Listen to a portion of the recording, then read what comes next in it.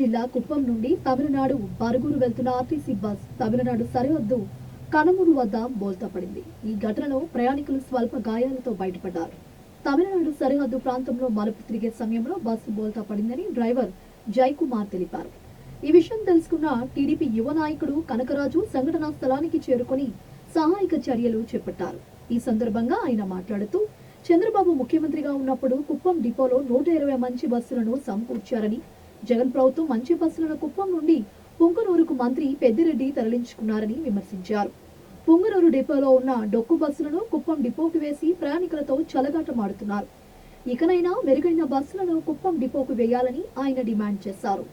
గతంలో చంద్రబాబు గారు ముఖ్యమంత్రిగా ఉన్నప్పుడు కుప్పం డిపోలో 120 సర్వీసులు కొత్త బస్సులతో ప్రయాణికులకు సేవలు అందించిన ఘనత గత ప్రభుత్వంది. ఈరోజు జగన్మోహన్ రెడ్డి ప్రభుత్వం వచ్చినాక కుప్పం డిపోలో ఉన్న బస్సులన్నీ కొత్త బస్సులన్నీ పుంగనూరు డిపోకి తరలించి పెద్దిరెడ్డి గారు అక్కడ నుండే డొక్కు బస్సులన్నీ కుప్పం డిపోకి ఇచ్చి ప్రయాణికుల ప్రాణాలతో చెలగాటమాడుతున్నారు. ఇప్పుడైనా కళ్ళు తెరిచి ఇలాంటి బస్సులు డొక్కు బస్సులను కుప్పం డిపోలో లేకుండా కొత్త బస్సులు తెప్పించి ప్రయాణికులకు మెరుగైన సేవలు అందించాలని కోరుతున్నాము. గత ప్రభుత్వంలో కొత్త బస్సులతో ప్రయాణికుల సేవలు అందిస్తే ఈ రోజు వచ్చి డొక్కు బస్సులతో ప్రయాణికుల ప్రాణాలతో చెలగాటమాడుతున్నారు.